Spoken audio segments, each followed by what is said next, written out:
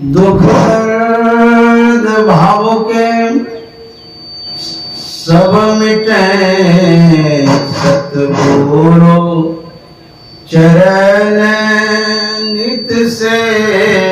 ये दुख दर्द भाव के सब मिटे सतगुरु चरण नित से। गुरु भक्ति बिन कछु ना बने में ही सकल संतन कही। गुरु भक्ति बिन कछु ना बने। श्री सद्गुरु महाराज की जय। प्रातः स्मरणीय अनंत श्री विभूषित परमाराध्य सद्गुरु महाराज गुरुदेव महर्षि संत सेवी परमान जी महाराज, आदरणीय हमारे वासुदेव बाबू और हमारे नवाबगंज के प्रबुद्ध सत्संग प्रेमी महानुभाव माता एवं बहनों, इस नवाबगंज आश्रम के मंत्री श्रीमान नरेंद्र बाबू और कोषाध्यक्ष हमारे चंदन बाबू, दोनों युवकों को बहुत बहुत धन्यवाद, साधुवाद, जिनके द्वारा सत्संग का कार्यक्रम संचालित होता है। आज हम लोग मीरा माता जी को याद कर रहे हैं। वह माता जी जो चंदन बाबू की मां, उनकी पुण्य स्मृति दिवस पर हम लोग सत्संग कर रहे हैं। आदरणीय वासुदेव बाबू बड़ा अच्छा काम किए कि महात्माओं को बुला करके उनकी स्मृति दिवस, पुण्यतिथि या श्राद्ध कार्यक्रम को संपन्न कर रहे हैं।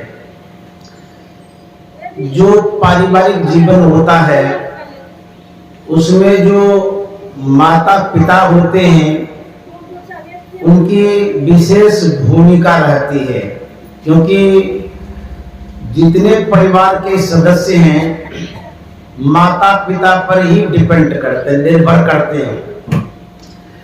माँ बाप का बहुत सहयोग रहता है और माता पिता के कारण ही तो हम इस संसार में आए।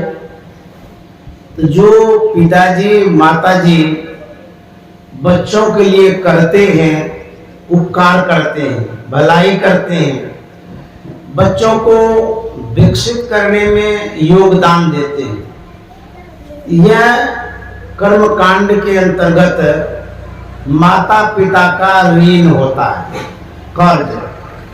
तो कर्म कांड में यह बतलाया गया है कि माँ बाप का जो कर्ज है उसको चुकता करने के लिए, कर्ज से मुक्ति के लिए, यदि जीवन में कुछ नहीं कर पाए तो मरणोपरांत आप श्राद्ध कर्म कर लीजिए तो उससे मुक्ति हो जाती है। अर्थात जो पुत्र है, संतानें हैं, उनके ऊपर माँ बाप का कर्ज नहीं रहता, ऐसा कर्म कांड में है।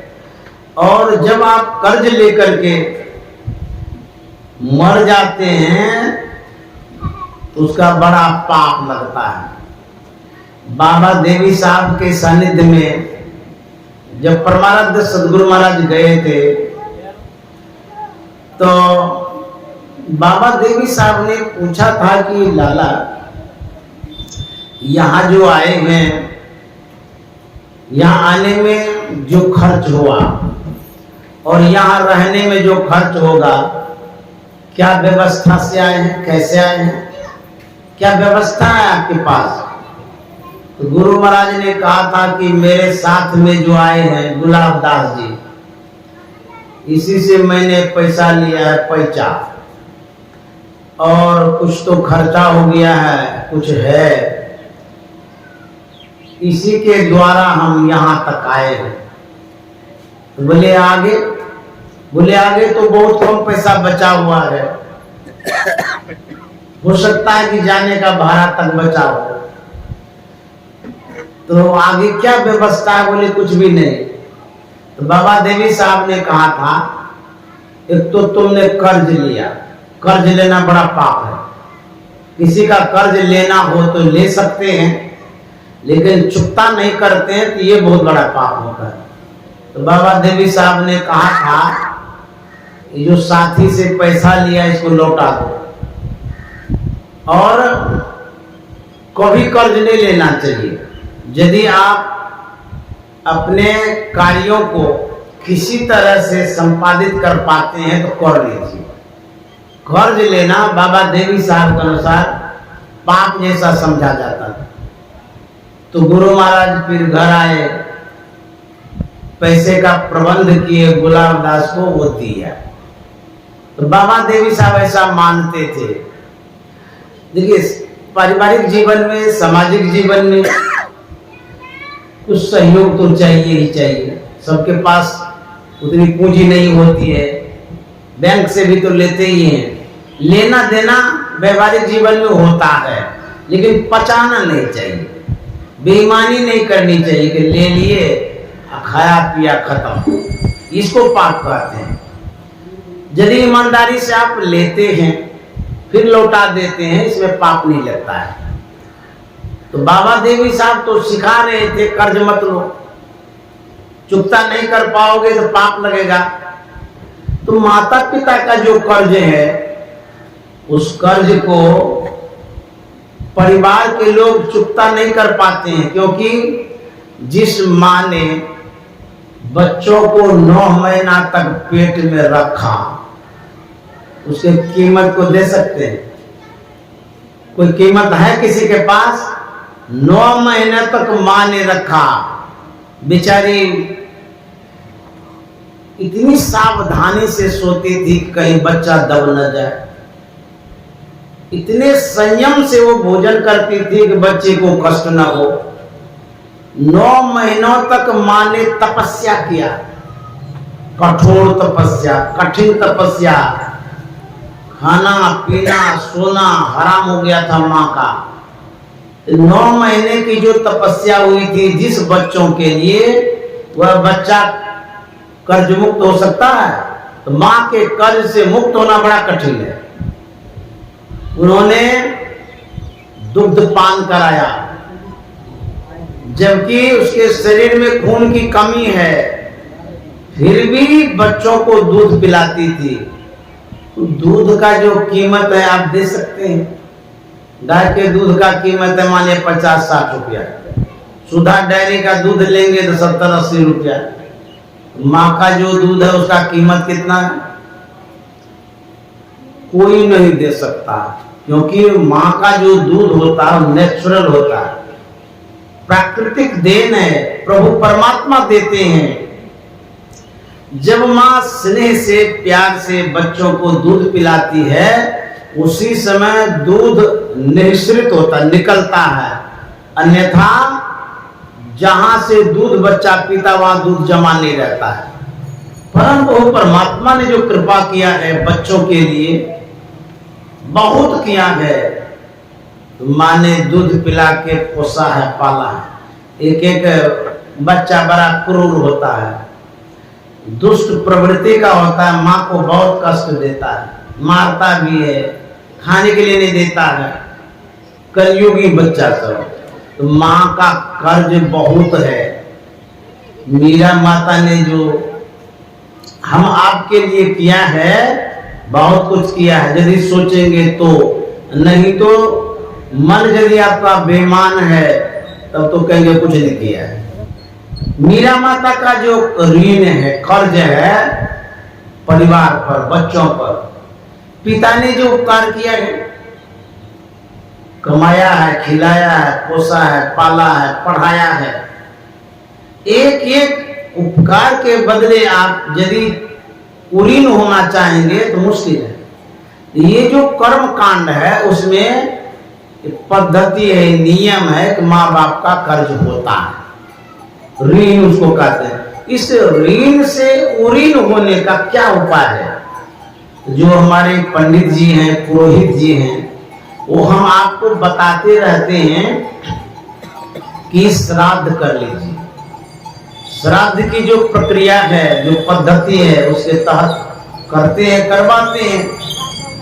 यजमान को बुलाते हैं, पान फूल हाथ में देते हैं, मंत्र पढ़ते हैं, जो पोथी है उसको भी पढ़ा जाता है, यजमान को सुनाया जाता है। इस तरह से जो प्रक्रिया है श्राद्ध की, उस तरह से करके पंडित जी के द्वारा आप माँ बाप के ऋण से उऋण होते हैं, ऐसा माना जाता है। लेकिन संत मत कहता है पूरी तरह से यदि उऋण होना चाहते हैं, कर्ज से मुक्त होना चाहते हैं, तो कुछ और करना पड़ेगा। अच्छा, पंडित जी को जब बुलाते हैं, पंडित जी आपको पहले शुद्ध करता है मंत्र पढ़ करके, उसको शुद्धि मंत्र बोलते हैं। हाथ में कोबे में जल देता है, उसके बाद वो मंत्र पढ़ता है। अब पढ़ करके कहता है कि शरीर में छीट लीजिए, आप शुद्ध हो जाइएगा। तो जो मंत्र पढ़ा गया है उसका अर्थ यदि आप नहीं जानते हैं, तो हो सकता है पंडित जी का श्लोक वाला अर्थ गलते हो, तो शुद्ध होइएगा या अशुद्ध होइएगा। पहले तो अर्थ जानना बहुत जरूरी है, उसके बाद शुद्ध अशुद्ध की बात होगी। कुप्पा घाट आश्रम में हमारे क्लास फ्रेंड आए थे, दोस्त। वो जाति के ब्राह्मण थे। सवेरे सवेरे आए थे, 7:30 बजे के लगभग। मैं ऑफिस के आगे में जो पुल है उस जगह गया, वो भी आए। खरेखर बात हो रही थी। अब ब्राह्मण है, मित्र है, तो मन की बात कह देते हैं, ऐसा मन में हुआ। मैंने कहा कि आप आए, बड़ी खुशी हुई, आप हमारे दोस्त हैं, मित्र हैं। एक बात आपसे हम पूछना चाहते हैं, आप जो काम करते हैं उससे ही संबंधित है। बोले पूछिए, क्या पूछना चाहते हैं? मैंने कहा मित्र ये बतलाइए, आप यजमान को शुद्ध करते होंगे, पवित्र करते होंगे, पूजा करवाते होंगे, बहुत अवसर पर आप पूजा कराने के लिए जाते होंगे। बोले हाँ, मैं तो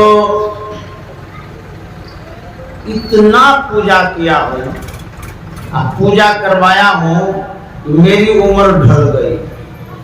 मैंने कहा बड़ी अच्छी बात है, आप जो पूजा करते हैं उसमें मंत्र पढ़ते हैं? बोले हाँ। तो मेरे थोड़ा सा उसको सुना दीजिए, आप लोग तो यही काम करते रहते हैं, थोड़ा सुनना चाहते हैं। तो मेरे मित्र ने कहा नहीं नहीं, अभी हम नहीं सुना सकते हैं। तो मैंने कहा कि क्यों नहीं सुना सकते हैं? बोले कि अभी हम स्नान नहीं किए हैं, वो वेद मंत्र है, गायत्री मंत्र है, उसको बिना स्नान किए शुद्ध हुए हम पढ़ नहीं सकते हैं। हम बोले पढ़ लीजिएगा तो क्या हो जाएगा? बोले दोष लग जाएगा, इसीलिए हम नहीं सुना सकते हैं। मैंने कहा जिस मंत्र से यजमान को आप शुद्ध करते हैं, उस मंत्र को आप पढ़ने में कहते हैं कि दोष लगेगा, तो यजमान को वो मंत्र कैसे शुद्ध करता है? अरे शुद्ध करने का मतलब कभी भी पढ़िए तो शुद्ध करेगा। वो स्नान करके पढ़ेंगे तब वो शुद्ध करेगा, और यदि स्नान करके नहीं पढ़ेंगे तो शुद्ध नहीं करेगा। वो मंत्र शुद्धि वाला है कि और क्या है? तो शुद्धि वाला है तो किसी भी अवस्था में शुद्ध कर सकता है। स्नान की क्या आवश्यकता है? अरे स्नान तो करता शुद्ध होने के लिए। यदि पानी ही शुद्ध करता है तो फिर आपका मंत्र क्या करता है? बोले नहीं नहीं, हम एकदम नहीं पढ़ेंगे, क्योंकि हम स्नान नहीं किए हैं। हम तो सोचे गंगा जी में नहाएंगे, पूजा वूजा करेंगे, उसके बाद आपसे मिलेंगे, लेकिन पहले ही मिलिए। तो मैंने कहा मित्र, आप मंत्र इसलिए नहीं पढ़ना चाहते हैं कि अभी स्नान नहीं किए, दोष लग जाएगा। तो मैंने कहा कि मैं ही पढ़ देता हूँ। उसने कहा कि आपको आता है? हाँ हमको आता है, हम भी स्नान नहीं किए, आप भी नहीं किए हैं, आप इसलिए नहीं पढ़ना चाहता कि आपको दोष लगेगा, मैं इसलिए पढ़ना चाहता हूं जितना दोष पाप है सब सदगुरु महाराज काट देंगे। सुन लीजिए। उन्होंने कहा सुनाइए। मैंने कहा आप यही पढ़ते हैं, ओ पवित्रम पवित्रो वा सर्वावस्थांगतो विवा यस्मरेत पुंडरीकाक्षं स्वभायाभ्यंतरे शुचि। हाँ यही तो मंत्र है, यही मंत्र पढ़ करके हम यजमान को शुद्ध करते हैं। मैंने कहा तो पढ़िए दिए, दोस्त तो हम ही को लगेगा। इतना हम रिक्स ले ही लिए। पंडित जी ऐसा करिए, खाली आप अर्थ बता दीजिए। मैंने पढ़ दिया ना, अर्थ बताइए कि इसका मतलब क्या होता है। वो कहते हैं बाबा हमको अर्थ नहीं आता है।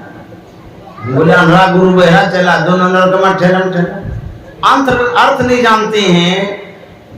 बुढ़ापा तक आ गए, यजमान को सुनाते सुनाते, तो उसका क्या कल्याण आप कर रहे हैं, तो बताइए। तो मैंने कहा कि ठीक है नहीं आता तो हमें बता देते। मैंने कहा ओ पवित्रम पवित्रो वा, इसका मतलब आप अपवित्र हैं या पवित्र हैं, किसी भी अवस्था में शुद्ध हैं या अशुद्ध हैं। कहते हैं कि सर्वावस्थांगतो विवाह, सर्वावस्था सभी अवस्थाओं में। गतों की जो अवस्था आपकी है, आप नहीं स्नान किए या गंदे हैं किसी कारण से, चाहे माताएं लोग हो या पुरुष वर्ग हो, इस मंत्र में कहा गया किसी भी अवस्था में आप हैं तो यह स्मृत पुंडरीकाक्षम, यदि आप स्मरण करेंगे किसका, पुंडरीकाक्षम। पुंडरी का मतलब था कमल नयन, अक्ष्मन नयन। पुंडरी मन कमल, अक्ष्मन नयन अर्थात कमल नयन भगवान विष्णु। भगवान विष्णु को पुंडरीकाक्ष कहते हैं। भगवान विष्णु का यदि आप ध्यान करते हैं तब क्या होगा, कहते हैं स्वभायाभ्यंतरे शुचि, बाहर और भीतर से आप पवित्र हो जाएंगे, शुद्ध हो जाएंगे। तो कब शुद्ध होंगे, जब कमल नयन का ध्यान करेंगे। इस मंत्र में लिखा हुआ है। तो मैंने कहा कि पंडित जी इसमें तो लिखा हुआ है कि विष्णु भगवान का ध्यान करेंगे, बाहर भीतर से शुद्ध हो जाएंगे, आप ध्यान करते हैं? तो बोले हाँ हाँ हम करते हैं। तो बोले किसका ध्यान करते हैं? बोले दुर्गा माता का। हम बोले ये भी गलत है, आपके मंत्र में कहा जा रहा है कमल नयन का ध्यान करने के लिए, और आप दुर्गा माता का करते हैं। तो कहते कुछ और हैं और करते कुछ और हैं, तो किसका भला करिएगा? न तो आपका भला होगा न तो यजमान का भला होगा। तो यजमान भी गए और पुरोहित भी गए। यदि आप पूजा करते हैं उसमें ध्यान करने के लिए बतलाया गया है, ध्यान करने से कल्याण होगा, ऐसा उस मंत्र में है। जो पंडित जी आपके पास आते हैं आप जरूर उनसे जिज्ञासा रखिए कि आप जो मंत्र पढ़ रहे हैं इसका अर्थ बता दीजिए। यहाँ जो कुछ भी बतलाया जा रहा है साफ शुद्ध शुद्ध एकदम सबके समझने लायक। तो गुरु महाराज के जीवन से संबंधित जो बातें हैं वो मैं बताना चाहता हूं कि पूरीन कैसे होंगे माँ बाप के कर्ज से, क्योंकि आज श्राद्ध है, पुण्यतिथि पर सत्संग कर रहे हैं, ये भी जानना बहुत जरूरी है।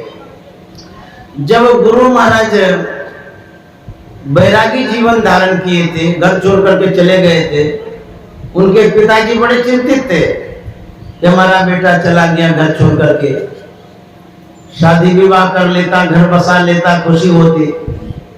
माता पिता यही चाहते हैं कि पुत्र मेरे पास रहे, कमा कमा के खिलाते रहे, लेकिन कल्याण किस में होगा ऐसा न तो माता पिता को पता है न पुत्र को पता है। जो जीवन आपका है सीमित लिमिट है, परिवार तक समेटा हुआ, इतने दूर तक घूरते रहते हैं, कमाते हैं, खाते हैं, सोते हैं, बाल बच्चा पैदा करते हैं, उसके बाद दुनिया में और क्या कुछ है जानते भी नहीं। सदगुरु माँ जब चले गए थे पिताजी चिंतित थे। बाबा देवी साहब ने कहा था कि जाओ घर स्वावलंबी जीवन बिताओ, वहीं पर कमा करके खाना, साधन भजन करना। जब गुरु महाराज घर आ गए थे पिताजी बड़े खुश हुए, लेकिन पिताजी जो चाह रहे थे कि विवाह कर ले, घर बसा ले, गुरु महाराज स्वीकार नहीं की, बोले ऐसा तो हरगिज नहीं होगा। तो बात जो नहीं मान रहे थे, तो पिता के मन में होता है कि इसका मन विकसित हो गया है, हो सकता है भूत पिचास लग गया हो, हवा पानी लगा, पिताजी के मन में होता है। क्योंकि पुत्र किस ओर जा रहे थे और पिता किस ओर ले जा रहे थे, दोनों की दिशा विपरीत थी। पिताजी ने सोचा कि इनको किसी ओझा गुनी के पास ले जाए, ये महर्षि में ही चरित्र में लिखा हुआ है। तो बोले कि चलो एक जगह, तो पिताजी के साथ चले गए, ले गए वैद्य के पास। तो पिताजी ने कहा था कि वैद्य जी, मेरा जो बेटा है ये घर बसाना नहीं चाहता, इसका पता नहीं मन कहाँ भूल गया है, कुछ भूत पिचास लग गया है कि क्या लग गया है, मानता ही नहीं है। ऐसा करिए, आप तो वैद्य हैं, देखिए तो इसको कोई भूत तो नहीं लग गया है, झाड़ फूक दीजिए, जो दक्षिणा उक्षणा होगा उतना हम दे देंगे। मन घुमाने का प्रयास करिए, मन घूम जाएगा तो हम बहुत खुश हो जाएंगे। वैद्य अपना वैद्यगिरी शुरू किया। जो सदगुरु वैद्य हैं, दुनिया के मन को घुमाने के लिए आए हैं और उनके मन को वैद्य घुमाएगा। अपना प्रयास वो किया लेकिन विफल हो गया। वैद्य ने कहा कि बाप रे बाप, आपका जो पुत्र है वो सखर है, उसका जो मन है हम क्या घुमाएंगे, हमारा ही मन उसके तरफ घूम गया। कैसा वैद्य निकला, हम आए थे पुत्र का मन घुमवाने के लिए, कहता हमारा ही मन घूम गया। वहां से फिर चले घर चले गए। फिर पिताजी के मन में हुआ कि नहीं, बड़े ओझा के पास ले जाएंगे, जो बहुत ज्ञानी होंगे, समझदार होंगे, जो भाग्य की रेखा देखता हो, ज्योतिष के पास ले गए। वहां एक पंडित जी थे, एक ज्योतिषाचार्य थे, जो दोनों गुरु चेला थे। तो पिताजी ने कहा कि ज्योतिष महोदय, हमारा जो पुत्र है बात नहीं मानता है, ये घर छोड़ करके बाहर चला जाता है, ना शादी करता ना विवाह करता है, थोड़ा सा इनका मन घुमा दीजिए ताकि शादी विवाह कर लेंगे, घर बसा लेंगे तो अच्छा रहेगा। उनका जो चेला था पंडित जी, उनसे कहा कि तुम इसको समझा दो।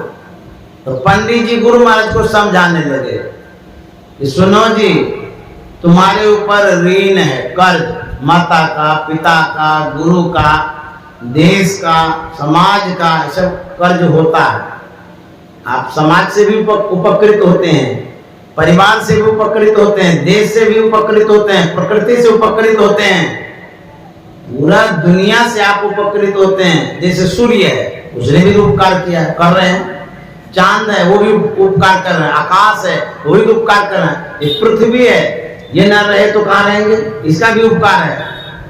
एक एक व्यक्ति का उपकार है। तो पंडित जी क्या कहते हैं, सुनो, तुम्हारे पर मातृ ऋण, देव ऋण, पितृ ऋण, ऋषि ऋण, ये सब ऋण है।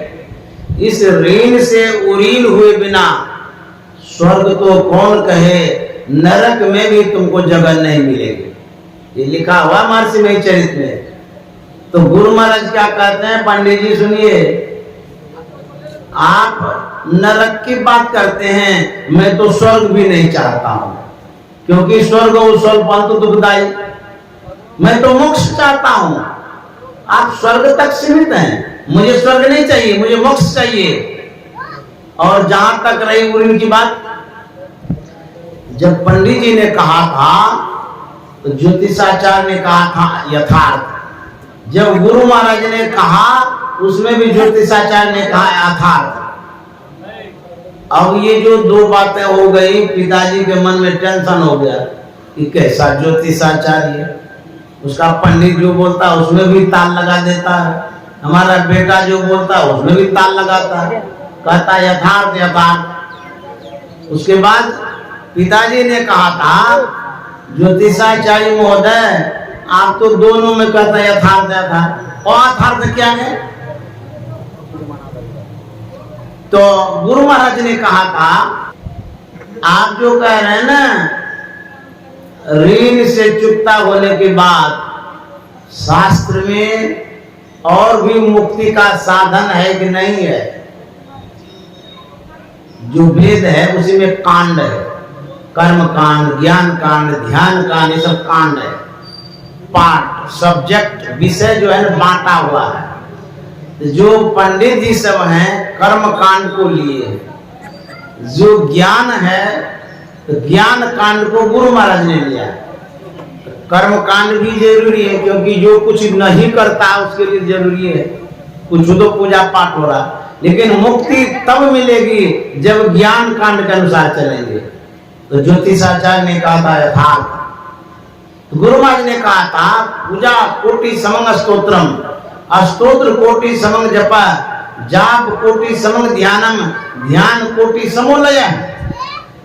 जो पूजा करते हैं, बाह्य पूजा, स्थूल पूजा, सगुन पूजा, तो पूजा तो करोड़ों तरह से करते हैं। तुलसी में पानी देते हैं, ये भी पूजा है। एकादशी करते हैं, ये भी पूजा है। पीपल गाछ में पानी देते हैं, ये भी पूजा है। प्रार्थना करते हैं, ये भी पूजा है। गाय को गुड़ खिलाते हैं, ये भी पूजा है। दान पुण्य करते हैं, ये भी पूजा है। करोड़ों प्रकार की पूजा है। इसमें मंत्र में बतलाया गया है करोड़ों तरह के पूजा से बढ़कर के क्या है? शास्त्र को पढ़ना, श्लोक को पढ़ना, मंत्र को पढ़ना। ये जो धर्म ग्रंथ है, यदि आप इसको पढ़ते हैं तो जो बाहर का पूजा है नहीं करेंगे तो चलेगा, कोई जरूरी नहीं है। करोड़ों पूजा से बढ़कर के धर्म ग्रंथों को पढ़ना है, चाहे वो गीता हो, रामायण हो, पुराण हो या सदगुरु का ग्रंथ हो। सबसे श्रेष्ठ क्या है? ग्रंथ को पढ़ना। पढ़ा करिए, पढ़ेंगे तो बढ़ेंगे, नहीं पढ़ेंगे तो नहीं बढ़ेंगे। पढ़ना बहुत जरूरी है, धर्म ग्रंथों को पढ़ना जरूरी है। आजकल पढ़ने की प्रवृत्ति ही चली गई, पढ़ना चाहिए किताब को। जब मैं बाबा साहब अंबेडकर का जीवन पढ़ रहा था, उसमें एक संस्मरण मैंने पढ़ा था कि बाबा साहब पढ़ लिख लिए थे बहुत, इतना पढ़े थे उस समय दुनिया में उससे विशेष कोई पढ़ा ही नहीं था। बहुत भाषाओं को जान गए थे, बहुत देश के कानून को भी जान गए थे। जब पढ़ लिए थे तो फिर पढ़ने की आवश्यकता तो थी नहीं, लेकिन उनकी प्रवृत्ति ही ऐसी थी, वो रोज पढ़ते थे, पर डे। एक दिन वो अपने ऑफिस में पढ़ रहे थे, शाम का समय था। उनका जो नौकर है चाय लेकर के आता है, वो चाय का कप वहां पर रख देता है क्योंकि वो पढ़ रहे थे। उसके बाद वो चला जाता है। फिर सवेरे आता है। जैसे सवेरे आए तो बाबा साहब अंबेडकर के पास गए, नौकर प्रणाम करता है पैर छू करके। तो बाबा साहब अंबेडकर को लगा कि मेरा जो टॉमी कुत्ता है, डॉग, वही प्रणाम किया है, वही छुआ है। तो पढ़ते ही रहे, लेकिन नौकर जो बगल में खड़ा था वह रो रहा था हंस हंस के। जब ध्यान उधर गया तो बाबा साहब ने देखा मेरा नौकर रो रहा है। बोले आप रो क्यों रहे हैं, क्या दिक्कत है, क्या हो गया आपको? तो नौकर ने कहा था कि साहब मैं रो इसलिए रहा हूं कि आपको मैंने चाय दिया था पीने के लिए, वो चाय अभी तक रखी हुई है, भोर हो गया है, अभी तक आप पढ़ ही रहे हैं उसी अवस्था में। इतनी तल्लीनता से आपको पढ़ने की क्या आवश्यकता, आप तो पढ़ लिए हैं। मैं रो रहा हूं इसलिए कि आप खाना पीना सब कुछ छोड़ करके पढ़ रहे हैं, आपको जरूरत क्या है पढ़ने की? तो बाबा साहब अम्बेडकर ने कहा था मैं अपने लिए नहीं पढ़ रहा हूं, मैं उन लोगों के लिए पढ़ रहा हूं जो अपमानित है, उपेक्षित है, जिसे पूछता नहीं है, जिसको सम्मान नहीं मिलता है, जिसे ओछा समझा जाता है, छुआछूत की भावना से देखा जाता है, जिससे लोग घृणा करता है, जो दबा है, कुचला है, जो उठ नहीं पा रहा है, जो अंधकार में पड़ा हुआ है, मैं उन लोगों के लिए पढ़ के एक रास्ता दे दूंगा और उसे पढ़ना नहीं पड़ेगा और उसका काम हमारे पढ़ने के बाद होते चला जाएगा। पढ़ना बहुत जरूरी है। आप यदि नहीं किसी को पढ़ना चाहते हैं, बाबा साहब अम्बेडकर को पढ़ लीजिए, बहुत कुछ मिलेगा उनको। विद्यार्थी को भी पढ़ना चाहिए। बाबा साहब इतना ऊंचे कैसे उठे थे, उसमें है। तो पढ़ना बहुत जरूरी है। गुरु महाराज भी पढ़ते थे। आप कोई तस्वीर देखे होंगे, गोद में ग्रंथ रखा हुआ है, उसका अध्ययन गुरु महाराज कर रहे हैं। गुरु महाराज भी पढ़ते थे। जो पढ़ेंगे वही बढ़ेंगे, जो नहीं पढ़ेंगे वो नहीं बढ़ेंगे। जहां पर आप दबे हुए हैं दबे ही रह जाएंगे। उठने का एक ही उपाय है, पढ़ना। बाबा साहब जब पढ़ने के लिए जाते थे, बड़ा अपमान करता था लोग, जो बच्चे थे वो भी, टीचर लोग भी, क्योंकि छोटे जाति के थे। पानी पीना भी दुभर था, मुश्किल हो गया था। इतना भेदभाव रखता था इनसे। जवाब देना चाहते थे तो टीचर लोग डांट देते थे, बैठे रहो, चुप रहो, जबकि दूसरा बच्चा जवाब नहीं दे पाता था। बाबा साहब छोटे थे लेकिन रुष्ट हो गए, नाराज हो गए। पिताजी के पास जाकर के कहते हैं, पिताजी अब हम पढ़वेल करेंगे। बोले क्या हो गया? बोले क्या हो गया?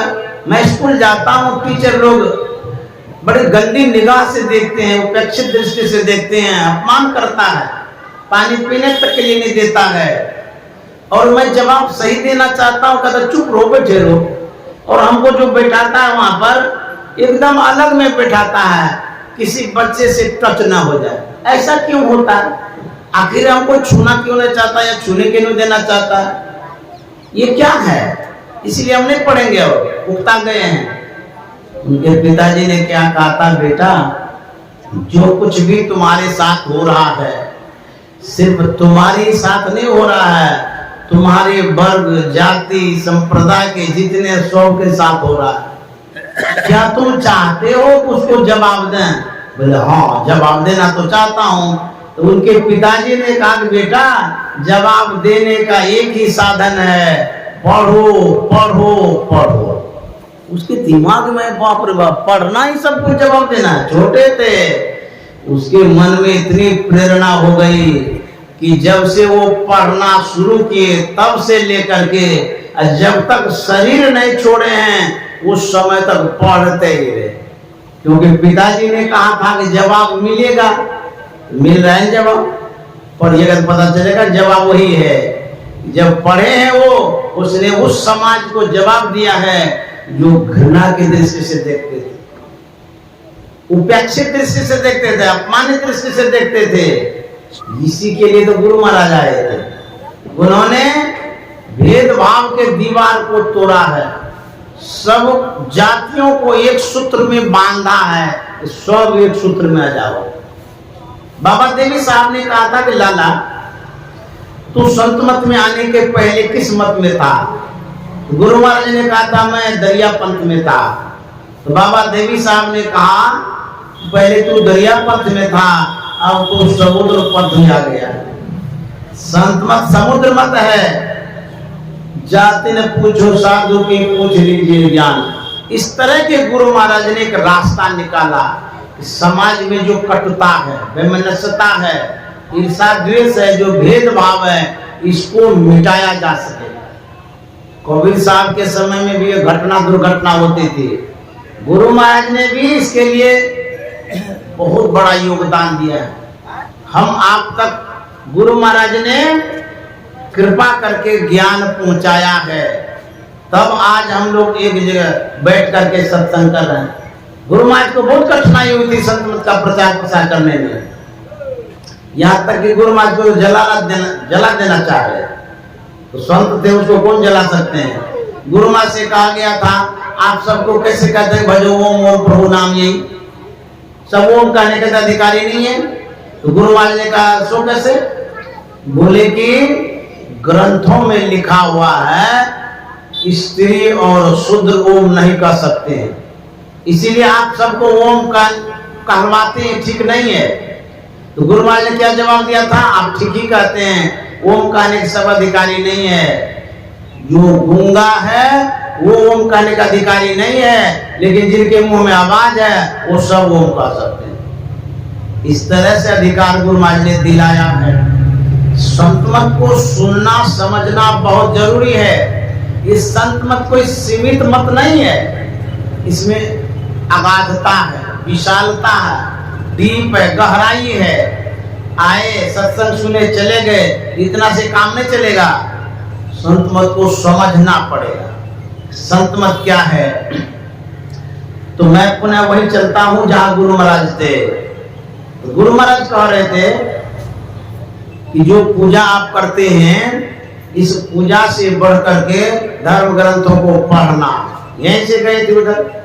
तो धर्म ग्रंथों को पढ़ने से आपको सभी पूजा का पुण्य मिलेगा। गांठ बांध लीजिए इस बात को। जो बाहरी पूजा करते हैं यदि नहीं करेंगे, खाली किताब पढ़िएगा, तो बाहरी पूजा से 1 करोड़ गुना लाभ मिलेगा किताब पढ़ने से, धर्म ग्रंथों को पढ़ने से। चाहे रामायण हो, गीता हो, महाभारत हो, कोई भी, या सदगुरु का ग्रंथ। आगे बढ़ते हैं। गुरु महाराज कहते हैं यदि आप धर्म ग्रंथों को पढ़ते हैं, इन ग्रंथों को पढ़ने से जो लाभ मिलता है, करोड़ गुना लाभ मिलेगा जप करने से। देखिए पूजा का प्रकार, अब पूजा का प्रभाव बता रहे हैं। जब आप जप करते हैं, कौन जप? जो सदगुरु महाराज ने बतलाया, मानस जप। बहुत तरह का जप है। तो मानस जप यदि करते हैं, कितना करोड़ लाभ मिलता है। अब करोड़ का हिसाब किताब आप लोग करते रहिएगा लिख करके। कहते हैं जब आप जप करते हैं, उसमें करोड़ों गुना लाभ मिलता है पाठ करने के अपेक्षा। उसके बाद गुरु महाराज कहते हैं करोड़ों जप यदि आप करते हैं, उससे बढ़कर के आपको लाभ मिलेगा ध्यान करने में। करोड़ों गुना लाभ। ध्यान कितना महत्वपूर्ण चीज है। ध्यान करते हैं तो आपका यज्ञ जो है पूर्ण होता है और आपको बहुत फल मिलता है। इस तरह से ध्यान करने से करोड़ों गुना आपको लाभ मिलेगा। उसके बाद गुरु महाराज कहते हैं यदि आप नादानुसंधान की क्रिया करते हैं, अर्थात शब्द में जब मन को लय करते हैं, सूरत शब्द योग करते हैं, तो मन उसमें लय होता है। कहते हैं जो लय योग करते हैं, नादानुसंधान करते हैं, यहाँ पूजा की पूर्ति होती है, प्राप्ति होती है, पूर्णता होती है। यह जो ध्यान करके आप पूजा करते हैं, यदि नादानुसंधान करते हैं, इससे बढ़कर के दुनिया में कोई पूजा नहीं। ये पूजा सबसे श्रेष्ठ है। इसीलिए जगत गुरु शंकराचार्य जी महाराज ने कहा था नादानुसंधान को मैं नमस्कार करता हूं। अब जो यहाँ पूजा करते हैं नादानुसंधान में, इस पूजा के बाद दुनिया का कोई भी ऋण आपके ऊपर नहीं रहता है। जब इतना गुरु महाराज ने समझाया तो ज्योतिषाचार्य ने कहा यथार्थ। पिताजी गुस्सा गए कि ज्योतिषाचार्य महोदय, पंडित जी जो कहते हैं उसमें भी यथार्थ, हमारा पुत्र जो बोल रहा है उसमें यथार्थ। आप सब में ताल लगाते हैं यथार्थ का, वो यथार्थ क्या है? तो पंडित जी ने कहा था देखिए आपका पुत्र जो है वेद को नहीं पढ़ा है, लेकिन वेद की बात जानता है। हमारे पंडित जी कर्मकांड के अनुसार कह रहे हैं, वो भी ठीक ही है, इसीलिए मैंने कहा यथार्थ। आपके पुत्र जो हैं वो वेद के अनुसार कह रहे हैं, वो भी यथार्थ, क्योंकि दोनों कांड है वेद में। और पंडित जी ने कहा था, ज्योतिषाचार्य ने, देखिए आपका जो पुत्र है उसका मन क्या घुमाएंगे। इनका मन इतना शुद्ध और पवित्र है, इनसे जो बातचीत हुई, जो मैंने 2 शब्द इनसे सुना, मैं अपना अनुभव कर रहा हूँ। ज्योतिषाचार्य कहते हैं जीवन भर मैंने पूजा पाठ किया, संध्या वंदन किया, लेकिन कुछ क्षण के लिए जो इनकी संगति हुई, जो शांति मिली, जीवन में कभी नहीं मिली। मुझे बात करने से बहुत शांति मिली। अब तो पिताजी सोचे कि जहां जाता हूं वहीं के लोग जो इनके तरफ घूम जाते हैं, कहीं नहीं जाऊंगा। अब इनका मन घुमाना बड़ा मुश्किल है। तब छोड़ दिए। तो जो मेरे कहने का मतलब है, आप श्राद्ध करते हैं, तो श्राद्ध जो करते हैं उसमें आप उरीन होने के लिए नहीं करते, कर्ज मुक्ति के लिए करते हैं। तो यदि आप ध्यान करते हैं, कोई कर्ज आपके ऊपर नहीं रहता है, और यह जो सत्संग ध्यान वाला यज्ञ है, इसको करके आप विशेष श्राद्ध कर सकते हैं, उन पुण्यात्माओं के लिए विशेष काम कर सकते हैं। एक उदाहरण देता हूं कि सत्संग से कैसे कल्याण होता है पूर्वजों का। राजा जनक के दरबार में अष्टावक्र मुनि आए थे। अष्टावक्र मुनि प्रवचन कर रहे थे, श्रोता लोग बैठे हुए थे। राजा जनक थे तो राजा ही थे, बहुत लोग आए हुए थे। प्रवचन के क्रम में भगदड़ मच गई, लोग इधर से उधर भागने लगे। मुनि जी ने पूछा कि बात क्या है, आप लोग क्यों भाग रहे हैं? बोले एक सांप आ रहा है, विशाल का है सांप, काट लेगा तो। बोले अच्छा सांप आ रहा है, उसको आने दो, रास्ता दे दो, आ जाएगा, और तुम लोग हलचल मत करो, कुछ नहीं करेगा वो। जानते हैं वो सांप आता है और उसी जगह घूर करके बैठ जाता है। जब तक सत्संग होते रहा तब तक सांप बैठा ही रहा। सत्संग की समाप्ति हो गई तो सांप चला गया। जब चला गया, लोगों ने कहा कि मुनि जी इतना विशाल काय सर्प था, विषधर सांप था, उसको आने दिए, और यहाँ पर आकर के वो बैठा फिर चला गया, उसको आने क्यों दिए? कौन था, क्यों आने दिए? तो मुनि जी ने कहा था कि राजा जनक के जो पूर्वज थे, कर्म की चूक हो गई थी, सांप योनि में चला गया था, उसको जो सत्संग सुनाया गया, सत्संग सुन करके जो वो गए, उस सांप योनि से वो मुक्त हो जाएंगे, ऐसा मुनि जी ने कहा था। तो जब आप सत्संग करते हैं, किसी भी रूप में आपके पूर्वज हैं, उसका उद्धार होता है। इसलिए सत्संग करना चाहिए। आप लोग भागवत पढ़े होंगे, पुराण को। भागवत पुराण में जो बातें हैं, उसमें गोकर्ण और धुंधुकारी की बात है, सुने ही होंगे आप लोग। जो धुंधुकारी था बड़ा भाई था, गोकर्ण छोटा भाई था। गोकर्ण बहुत सज्जन था, धुंधुकारी दुष्ट था, आतताई था, शराबी था, माँ बाप को मारता था, सताता रहता था। उस कुकर्म के कारण वो भूत बन गया मरने का। अब गोकर्ण क्या करता है? अपने भाई के लिए श्राद्ध करता है, गया में भी श्राद्ध करता है। जहां जहां पंडितों ने बोला वहां वहां गए श्राद्ध करने के लिए। ये भागवत कथा में है, पढ़ लीजिएगा या सुन लीजिएगा, यूट्यूब में भी तो देता रहता है, उसमें ये कथा है। तो जहां जहां गए वहां वहां इनके लिए श्राद्ध किए हैं कि हमारा जो भाई है उसका उद्धार हो जाए। लेकिन धुंधुकारी भूत का भूत बना रहा, रात में आता था और हलचल मचाता था, गोकर्ण की नींद हराम करता है। एक दिन गोकर्ण देखता है कि गाछ पर हलचल क्यों होता है, रोज आता है, हिलाते रहता है कौन? एक दिन वो गाछ हिला रहा था धुंधुकारी भूत रूप में, और गोकर्ण मंत्र अभिमंत्रित कर देता है और उधर फेंक देता है, स्थिर हो गया। तब गोकर्ण ने कहा था कि तुम कौन हो, क्यों परेशान करता है, रोज आता है?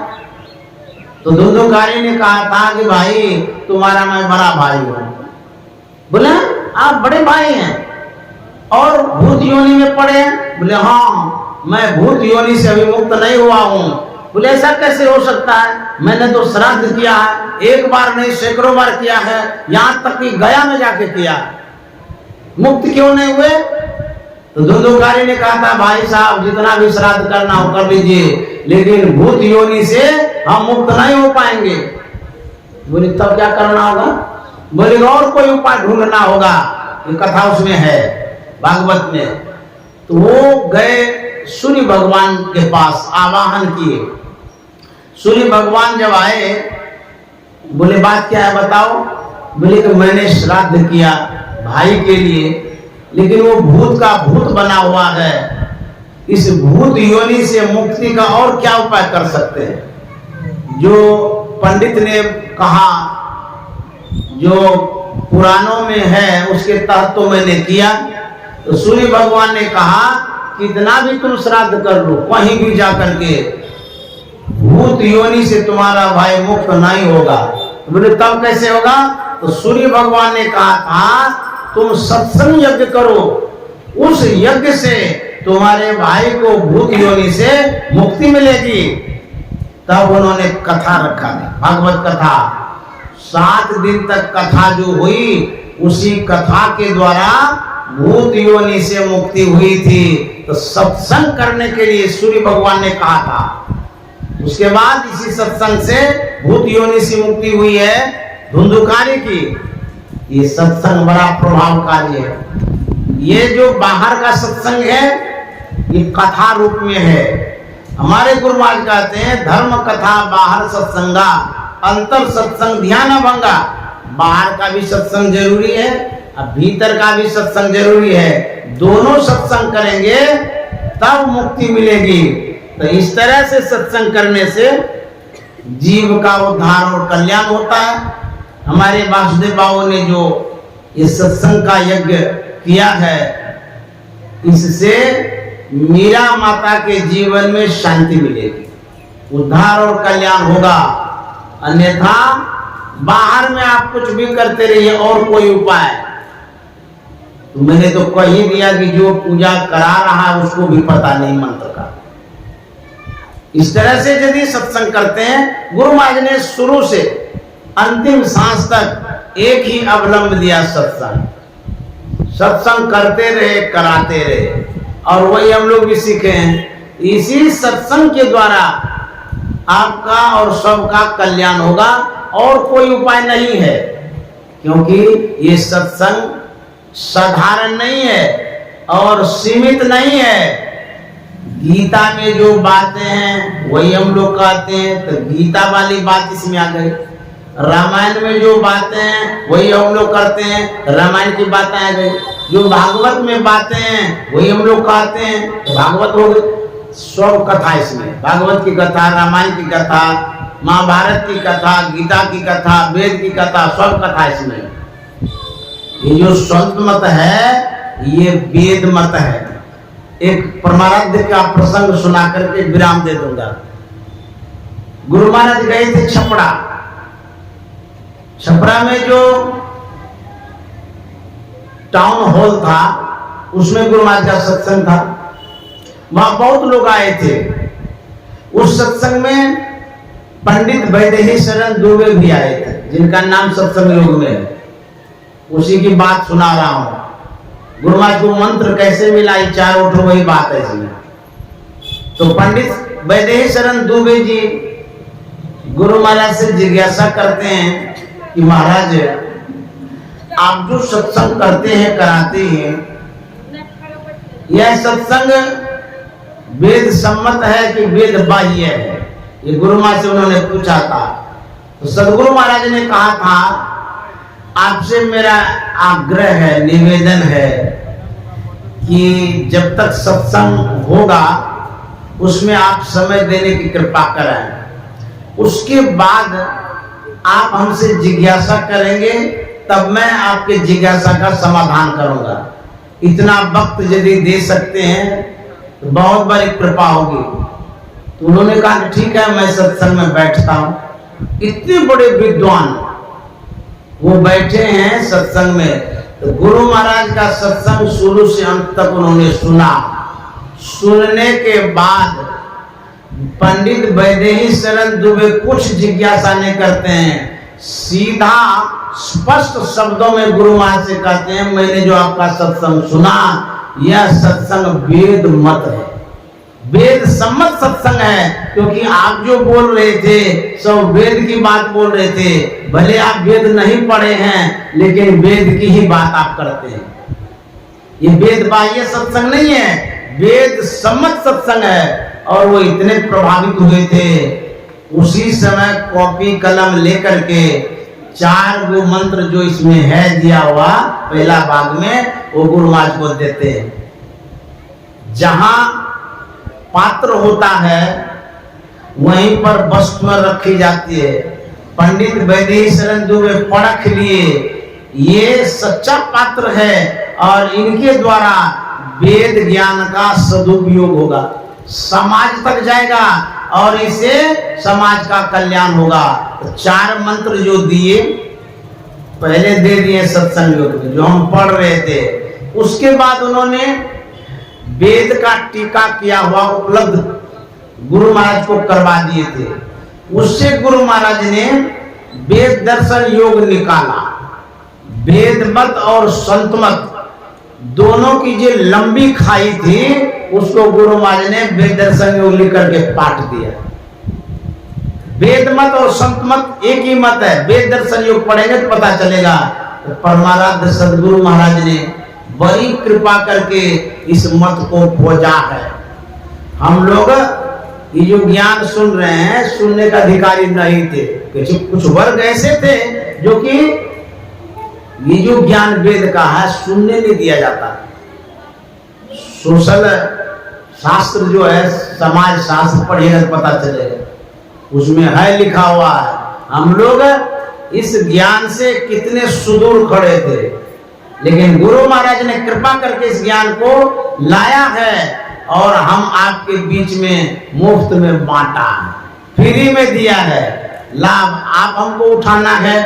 तो गुरु महाराज वेद को लिए, संत मत को लिए और ये जो ज्ञान है हम आपके बीच में बांट दिए। यदि गुरु महाराज जैसे और कोई ज्ञानी होंगे तो भौतिक ज्ञानी तो सोचेंगे कि प्रोग्राम करेंगे तो बहुत पैसा होगा, अमेरिका चले जाते, इंग्लैंड चले जाते भी है। लेकिन गुरु महाराज ने क्या किया? मुफ्त में ज्ञान बांटा है। ये ज्ञान बड़े बड़े धर्माचार्य को नहीं है, बड़े बड़े ऋषि मुनि कहलाने वाले के पास नहीं है, लेकिन वह ज्ञान गुरु महाराज प्राप्त करके हम आपके बीच में दिए। बड़ी कृपा करके गुरु महाराज ने दिया है। हम लोगों को चाहिए इसी ज्ञान के तहत चलें और चलावें। सत्संग के द्वारा यदि आप घर उद्घाटन करते हैं, श्राद्ध करते हैं और जो भी कार्यक्रम यदि करते हैं वो कार्यक्रम संपन्न होता है और उस कार्यक्रम से आपको पुण्य मिलता है और जो भी पूजा है उस पूजा का फल मिलता है। इसलिए मूल में गुरु महाराज ने कहा कि सत्संग करते रहिए। इसलिए नित्य प्रति सत्संग कर ले प्यारा, तेरा कार सरे सारा। सत्संग से लागी हो रे भाई, तेरी बिगड़ी बात बन जाए। इन्हीं शब्दों के साथ बानी में विराम। श्री सद्गुरु।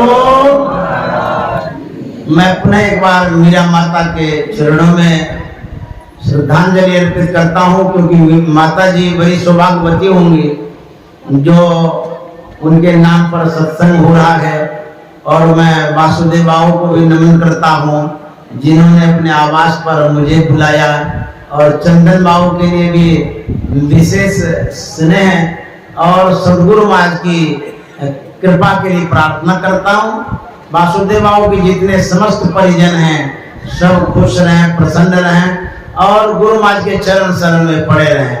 श्री सद्गुरु।